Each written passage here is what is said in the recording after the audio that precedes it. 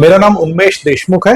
बॉर्नविस्टा के इस अगले वीडियो में आप सभी का स्वागत है। दोस्तों, मैंने कुछ दिन पहले गोल्ड के ऊपर वीडियो बनाया था। गोल्ड की प्राइसेस, गोल्ड के रिटर्न्स, गोल्ड में अभी क्या करना चाहिए, इस तरह से उस वीडियो का आशय था। उसके बाद मुझे मेरे काफी सारे व्यूअर्स का इस तरह से सजेशन आया कि सर आप गोल्ड वर्सेस सिल्वर या फिर सिल्वर में अभी क्या करना चाहिए, इसके ऊपर एक वीडियो कीजिए। आज दोस्तों मैं आपके लिए सिल्वर का वीडियो लेके आया हूँ। सिल्वर की वीडियो में आज बात करेंगे कि गोल्ड के कंपेरिजन में सिल्वर ने किस तरह से रिटर्न्स हमको दिए हैं, लॉन्ग टर्म में और शॉर्ट टर्म की भी बात करेंगे। गोल्ड और सिल्वर दोनों का अगर हम कोरिलेशन रखते हैं तो गोल्ड और सिल्वर का कोरिलेशन कैसे रहेगा, सिल्वर के एप्लीकेशंस भी देखेंगे कि सिल्वर कहाँ यूज में आता है, सिल्वर क्यों बढ़ता है अगर बढ़ता है तो, और सिल्वर में लॉन्ग टर्म के प्रोस्पेक्ट्स क्या रह सकते हैं। वीडियो के आखिरी पार्ट में हम ये देखेंगे कि एज ए इन्वेस्टर हमने सिल्वर में अभी इन्वेस्ट करना चाहिए या हमने सिल्वर को अवॉइड करना चाहिए। अगर हमने सिल्वर में इन्वेस्ट करना चाहिए तो सिल्वर में हमने कितना इन्वेस्टमेंट करना चाहिए, कब करना चाहिए, क्या ऐसी सिचुएशंस होती है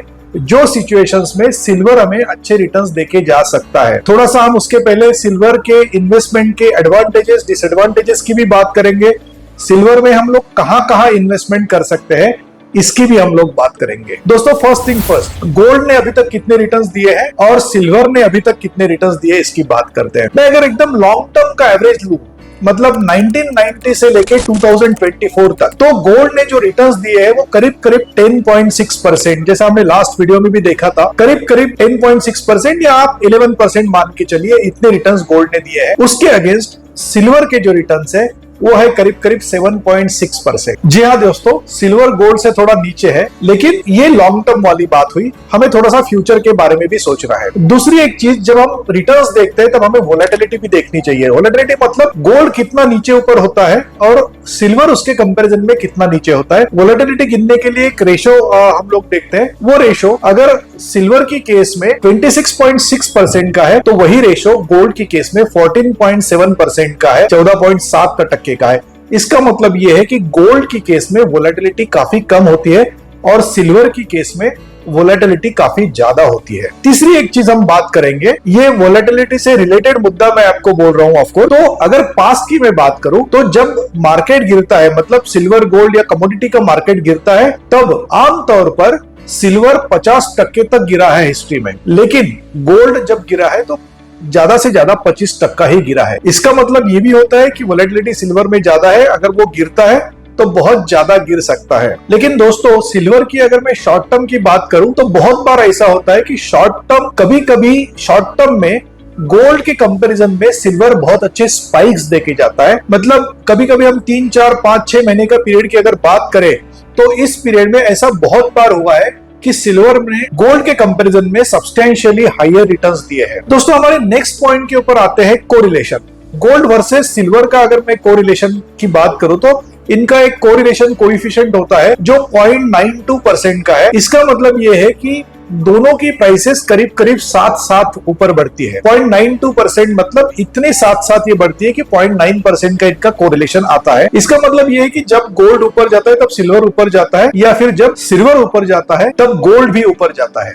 तो दोस्तों, लास्ट वीडियो में हमने ये देखा था कि गोल्ड की प्राइसेस क्यों बढ़ती है, कब बढ़ती है। मैंने बोला था अनसर्टेनिटी की वजह से गोल्ड की प्राइसेस बढ़ती है, क्योंकि गोल्ड ये एश्योरेंस देने वाला एसेट क्लास है। दूसरी चीज हमने ये भी बात करी थी कि जो वर्ल्ड की सब सेंट्रल बैंक्स है, वो सभी सेंट्रल बैंक आज की डेट में सोना खरीद रही है डी डॉलराइजेशन की वजह से। तो एक डिमांड सी बढ़ गई है सोने में, तो सोने के रेट्स आज की डेट में काफी बढ़ रहे हैं। लेकिन ये थी गोल्ड की बात। तो इसी तरह से हमें ये समझना पड़ेगा कि अगर सिल्वर बढ़ता है तो सिल्वर क्यों बढ़ता है। दोस्तों, सिल्वर के अपने कुछ रीजंस है बढ़ने के, उसमें से कुछ रीजंस हम समझने की कोशिश यहाँ पर करते हैं। सिल्वर का अराउंड 50% जो डिमांड है वो ड्राइव होता है इंडस्ट्रियल एप्लीकेशन से। इसका मतलब जहां पर कॉपर या अदर मेटल्स की इंडस्ट्री में डिमांड होती है, उसी तरह से सिल्वर भी इन इंडस्ट्रीज में लगता है। तो कौन सी ऐसी इंडस्ट्रीज है जिन इंडस्ट्री में सिल्वर लगता है? तो दोस्तों, renewable energy, solar industries, solar panels, electronics, medical equipment, या इन सभी इंडस्ट्रीज में गोल्ड की काफी सारी डिमांड बनी हुई रहती है। मैंने जैसे आपको बताया था कि half of the global demand is actually driven by silver most of the time. तो ये जो इंडस्ट्रियल डिमांड है, ये जिस तरह से बढ़ती जाएगी वैसे ही सिल्वर के प्राइसेस भी बढ़ते जाएंगे। आपको पता है, अगर मैं सोलर की बात करूं या रिन्यूएबल एनर्जी की बात करूं या इलेक्ट्रॉनिक्स की इन जनरल बात करूं, तो ये उभरते हुए सेक्टर्स है। इसका मतलब है ये सेक्टर्स में मैन्युफैक्चरिंग आगे चल के बढ़ने ही वाला है। चूंकि मैन्युफैक्चरिंग इन सेक्टर्स में बढ़ने वाला है, इसका मतलब सिल्वर की जो डिमांड है ये बढ़ते ही जाने वाली है या बढ़ते ही रहने वाली है। तो दोस्तों ये था एप्लीकेशंस के बारे में। सिल्वर में इन्वेस्टमेंट करने के कुछ एडवांटेजेस मैं आपको बताता हूं। सिल्वर में इन्वेस्टमेंट करने का एक सबसे बड़ा एडवांटेज ये है कि गोल्ड के कंपैरिजन पे सिल्वर सस्ता है। सिल्वर सस्ता है मतलब हम छोटे यूनिट्स में, छोटी मात्रा में भी सिल्वर एक सब्सटेंशियल अमाउंट का क्वांटिटी खरीद सकते हैं, जो गोल्ड में पॉसिबल नहीं होता है, क्योंकि गोल्ड का रेट सिल्वर के करीब करीब 10 गुना है। तो हमें अगर ऐसा लगता है कि मैं एक छोटी मात्रा में, छोटी अमाउंट में सिल्वर खरीद के रखूं, तो ये सिल्वर की केस में पॉसिबल है। दूसरी चीज, जैसा मैंने आपको बताया था कि गोल्ड एक इस तरह का एसेट क्लास है जो खाली इन्वेस्टमेंट के लिए यूज किया जाता है, लेकिन सिल्वर एक ऐसा एसेट क्लास है जहां पर आपको इंडस्ट्रियल एप्लीकेशन भी है और इंडस्ट्री की वजह से भी इसकी डिमांड बढ़ सकती है। तो जब जब इकोनॉमिक्स बढ़ती है या जब जब एक ग्लोबल इकोनॉमिक पावर तैयार होती है या ग्लोबल प्रोग्रेस होता है या ग्लोबल डेवलपमेंट होती है, मान लीजिए आप, तो तब तब सिल्वर की जो डिमांड है वो सिल्वर की डिमांड बढ़ने वाली है और इस वजह से भी आप इन्वेस्टमेंट सिल्वर में कर सकते हैं। दोस्तों दूसरी चीज, ऑफकोर्स जैसा गोल्ड एक हेज करके एक्ट करता है, वैसे ही सिल्वर भी आपके पोर्टफोलियो में हेज करके एक्ट कर सकता है। सिल्वर आपके पोर्टफोलियो के लिए एक अच्छा डाइवर्सिफिकेशन भी दे सकता है। लेकिन गोल्ड के कंपैरिजन में सिल्वर में इन्वेस्टमेंट करने के कुछ डिसएडवांटेजेस भी हो सकते हैं। एक सबसे बड़ा डिसएडवांटेज सिल्वर में इन्वेस्टमेंट करने का ये है कि सिल्वर के अंदर जब आपको इन्वेस्टमेंट करनी होगी और अगर वो अमाउंट आपकी सब्सटेंशियल है, क्योंकि सिल्वर आप अगर थोड़ी बड़ी मात्रा में लेने की जाए तो उसको एक स्टोरेज स्पेस लगेगी। सोचिए आप अगर 1 किलो 2 किलो चांदी लेते हैं तो वो चांदी आपको कहीं ना कहीं सेफली स्टोर करनी पड़ेगी। ये शायद सिल्वर का सबसे बड़ा डिसएडवांटेज हो सकता है। दोस्तों दूसरी चीज सिल्वर में इन्वेस्टमेंट करने की वो है इसकी वोलेटिलिटी। आपको मैंने पहले बताया था कि सिल्वर की जो वोलेटिलिटी है वो गोल्ड के कंपैरिजन में काफी ज्यादा है और उसकी वजह से in the history gold up to 50% नीचे गिरा था। तो ये फ्यूचर में भी हो सकता है। तो हमें अगर बहुत ज्यादा वोलेटाइल एसेट क्लास के लिए हम रेडी है तो ही हमने सिल्वर में इन्वेस्टमेंट करनी चाहिए। अगला पार्ट है हमारा कि सिल्वर में हम किस तरह से इन्वेस्टमेंट कर सकते हैं। तो दोस्तों ऑफ कोर्स हम लोग सिल्वर में फिजिकल फॉर्मेट में इन्वेस्ट कर सकते हैं, मतलब आप किसी ज्वेलर के पास जाकर आप फिजिकल क्वांटिटी में सिल्वर उनसे खरीद सकते हैं। सिल्वर के आप ब्लॉक्स खरीद सकते हैं और ब्लॉक्स खरीद के आप उसके अंदर इन्वेस्टमेंट कर सकते हैं। सभी को जो पता है वो ये तरीका है। लेकिन दूसरी जो तरीके है उससे भी आप सिल्वर में खरीदारी कर सकते हैं। उसमें से सबसे पहला तरीका है वो है डिजिटल सिल्वर खरीदना। कुछ डिजिटल प्लेटफॉर्म्स है, जो डिजिटल प्लेटफॉर्म्स के अंदर आप सिल्वर के रेट से खरीद सकते हैं। ये किसी कस्टोडियन के पास में सेफ कस्टडी में रखा हुआ होता है और आप खाली डिजिटल फॉर्मेट में इसे खरीदते हैं और आपके डिजिटल फॉर्मेट में आपके पास में वो उपलब्ध होता है। जब आप बेचना चाहो तब आप बेच सकते हैं। लेकिन दोस्तों डिजिटल सिल्वर के केस में मुझे आपको बताना ये जरूरी है कि थोड़ी सी रिस्क आपके लिए हो सकती है, क्योंकि ये लेस रेगुलेटेड एरिया है। उतना रेगुलेटेड एरिया डिजिटल सिल्वर जब आप खरीदते हैं तो रेगुलेटर का प्रोटेक्शन जो है वो थोड़ा कम है, उतना रेगुलेटर का प्रोटेक्शन नहीं है। तीसरा तरीका जो है सिल्वर में इन्वेस्टमेंट करने का है वो है सिल्वर ईटीएफ। जिस तरह से आप गोल्ड ईटीएफ में इन्वेस्टमेंट कर सकते हैं उसी तरह से आप सिल्वर ईटीएफ में भी इन्वेस्टमेंट कर सकते हैं।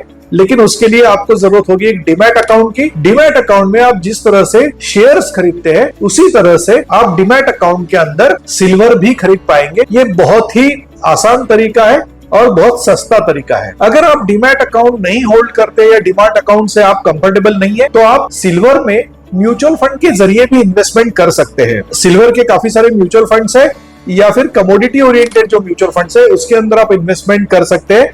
ये भी उसी तरह से आसान है जिस तरह से आप सिल्वर ईटीएफ में इन्वेस्टमेंट करते हैं और काफी सस्ता तरीका है। दोस्तों जब हम ईटीएफ के थ्रू या म्यूचुअल फंड के थ्रू सिल्वर में इन्वेस्टमेंट करते हैं तब हमें कोई मेकिंग चार्जेस नहीं देने होते हैं, कोई जीएसटी नहीं देना होता है या फिजिकली संभालने का जो रिस्क है वो रिस्क हमें इसमें नहीं आता है। दोस्तों आखिरी पार्ट में आते हैं कि अब हमने क्या करना चाहिए, क्या हमारे पोर्टफोलियो में सिल्वर होना चाहिए। मैंने अपनी गोल्ड वाली वीडियो में आपको ये बताया था कि हमारे पोर्टफोलियो में आमतौर पर एक 10 से 15% का कमोडिटीज का एक्सपोजर होना चाहिए। तो उस कमोडिटी में गोल्ड के साथ सिल्वर भी आ सकता है। Gold is of course preferred over silver because of the returns which are given by gold over a period of time. Silver के रिटर्न्स गोल्ड के कंपैरिजन में कम रहे हैं। इसकी वजह से आपको पोर्टफोलियो मैनेजर सिल्वर उतना सजेस्ट नहीं करेंगे। लेकिन यहाँ पर एक दूसरा छोटा सा पॉइंट आता है कि मैं अगर एक ट्रेडर हूं और मुझे शॉर्ट टर्म में पैसे कमाना है, अगर आप कुछ इस तरह से सोच रहे हैं तो गोल्ड से बेटर बात बनेगी सिल्वर के अंदर। मैंने आपको बताया था कि सिल्वर एक शॉर्ट टर्म में स्पाइक देने वाला मेटल है या शॉर्ट टर्म में अच्छे रिटर्न्स देके जाने वाला रिटर्न्स ये हो सकता है। वोलाटाइल है, नेचर इसका वोलाटाइल होने की वजह से आप इसको टैक्टिकली यूज कर सकते हैं। टैक्टिकल का मतलब है कुछ समय के लिए आप सिल्वर में आपका पैसा पार्क कर सकते हैं, पर्टिकुलरली जब गोल्ड टू सिल्वर का रेशियो जो है वो ज्यादा होता है। गोल्ड टू सिल्वर का रेशियो आपको ये बताता है कि गोल्ड की प्राइसेस अभी काफी बढ़ गई है और सिल्वर की प्राइसेस इसके आगे बढ़ने वाली है। आपको अगर गोल्ड टू सिल्वर का रेशियो कहीं पर मिलता है तो आप वो देखने की कोशिश कीजिए, और जब ये गोल्ड टू सिल्वर का रेशियो बढ़ जाता है उसके बाद में ये एक्सपेक्टेड होता है कि सिल्वर की प्राइसेस बढ़े। अगर आप लॉन्ग टर्म के इन्वेस्टर हैं तो शायद आपने इस तरह के टैक्टिकल एसेट एलोकेशन या टैक्टिकल कॉल्स से बचना चाहिए। लेकिन अगर आप ये सोचते हैं कि मुझे शॉर्ट टर्म में सिल्वर के अंदर इन्वेस्टमेंट करनी है और मुझे इस टैक्टिकल कॉल का फायदा लेना है, तो ये हो सकता है कि आप एक कुछ अमाउंट का सिल्वर के अंदर में इन्वेस्टमेंट करें। दोस्तों, ओवरऑल अगर हम बात करें तो दोनों गोल्ड और सिल्वर हमारे इक्विटी और डेट के पोर्टफोलियो को हेज का काम करता है। इसका मतलब जब शेयर बाजार गिरता है तब गोल्ड और सिल्वर बढ़ते हैं।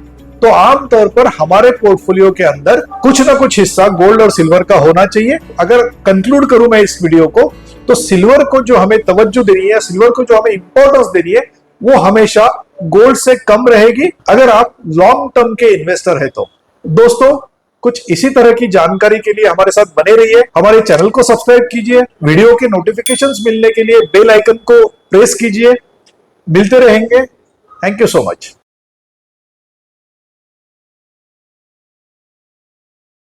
Mutual fund investments are subject to market risks. Read all scheme-related documents carefully.